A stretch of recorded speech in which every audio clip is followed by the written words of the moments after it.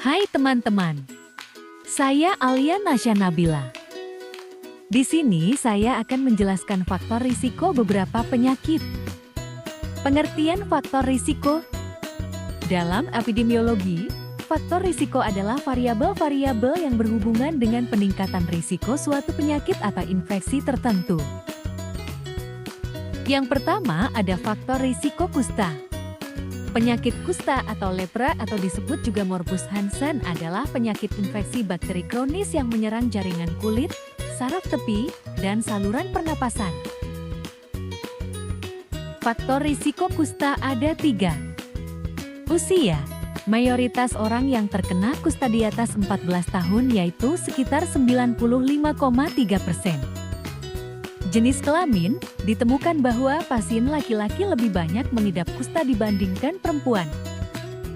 Pekerjaan, penderita terbanyak adalah buruh harian.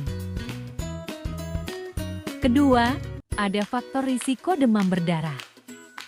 Demam berdarah dengue merupakan jenis penyakit arboviral yang ditularkan oleh nyamuk, yaitu Aedes aegypti, yang terjadi di hampir tiap negara di dunia, terutama di negara-negara dengan iklim sedang. Faktor risiko DBD. Ada 3.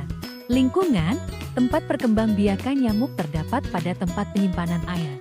Misalnya, genangan air yang disimpan dalam wadah, di dalam atau di luar rumah. Pendidikan. Pendidikan berperan penting pada kesadaran dan tanggung jawab dalam melaksanakan upaya pencegahan dan pengendalian demam berdarah. Pertumbuhan nyamuk 25-300 derajat Celcius. Ketiga, ada faktor risiko hipertensi.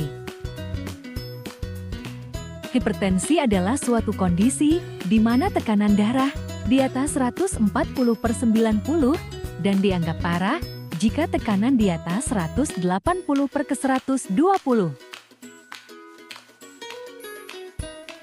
Ada 2 faktor risiko hipertensi. Ada faktor yang tidak dapat diubah, usia, gender atau jenis kelamin, dan genetik. Ada faktor yang dapat diubah. Ada pola makan, kebiasaan merokok, aktivitas fisik, dan pengelolaan stres. Yang terakhir ada faktor risiko diabetes. Kencing manis atau diabetes adalah penyakit di mana kadar gula darah dalam tubuh terlalu tinggi untuk memproduksi atau menggunakan insulin, artinya gula darah tidak dapat dimetabolisme dan penyakit ini dapat menyerang siapa saja. Faktor risiko diabetes dibagi menjadi 2. Ada faktor risiko yang tidak dapat diubah, yaitu riwayat keluarga dan usia.